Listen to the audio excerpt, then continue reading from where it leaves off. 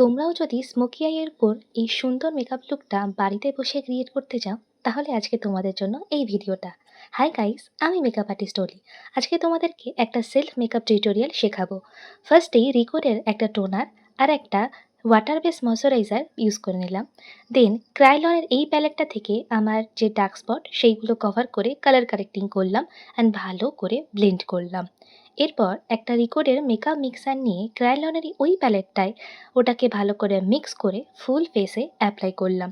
আর তারপর ভালো করে ল্যাশ আপের একটা ব্লেন্ডারের মাধ্যমে ভালো করে স্কিনটায় সেই মেকআপটা বসিয়ে দিলাম, অর্থাৎ ভালো করে ব্লেন্ড করলাম। এরপর ফরএভার 52 একটা ফেয়ার শেডের কনসিলার নিয়ে আমার যে হাইলাইটিং এরিয়া সেগুলোতে ভালো করে হাইলাইটিং করে দেন ড্যাপ ড্যাপ করে ব্লেন্ড করে নিলাম। দেন আরসিএম এর এই লুজ পাউডারটা হালকা হাতে ড্যাপ ড্যাপ করে যে এরিয়াগুলোতে আমাদের লুজ পাউডার ইউজ করতে হয় সেগুলোতে ইউজ করলাম। দেন কম্প্যাক্ট হিসেবে ইউজ করছি ফরএভার 52 একটা ফেয়ার স্কিন টোনের। এরপর আমরা করব কন্ট্রোর। কন্ট্রোরের জন্য আমি ক্রাইলনেরই একটা প্যানকেক ইউজ করছি। দেন এরপর আসছে ব্লাশ। আমি ব্লাশ খুব ভালোবাসি, সো ভালো করে হেসে হেসে ব্লাশটা দুদিকেই ভালো করে অ্যাপ্লাই করলাম আর ভালো করে ব্লেন্ড করে নিলাম। এরপর মেকআপটা একটু সেট করার জন্য বা গ্লোয়িং দেখানোর জন্য প্যাকের এই ফিক্সারটা হালকা করে ইউজ করলাম।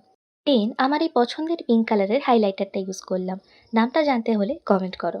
দেন আই ম্যাজিকের এই আইব্রো পোমের থেকে আমার দুটো আইব্রো ভালো করে ড্র করলাম আর একটা লাইট শেডের কনসিলার নিয়ে সেটাকে ডিফাইন করে তারপর স্টার্ট করলাম কি আই মেকআপ। স্মোকি আই মেকআপের জন্য প্রয়োজন একটা হালকা শেডের ব্রাউন কালারের আইশ্যাডো, দেন মিডিয়াম আর একটা ব্ল্যাক কালার। তো তিনটেকে ভালো করে সার্কুলার মোশনে ব্লেন্ড করলাম। দেন একটু কাজলও করলাম আর দুই চোখ একটু যাতে গ্লোয়িং লাগে সেই জন্য একটা শিমারও ইউজ করলাম।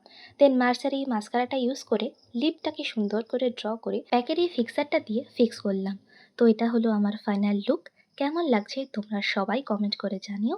তো দেখা হচ্ছে অন্য কোনো ভিডিওতে। বাই।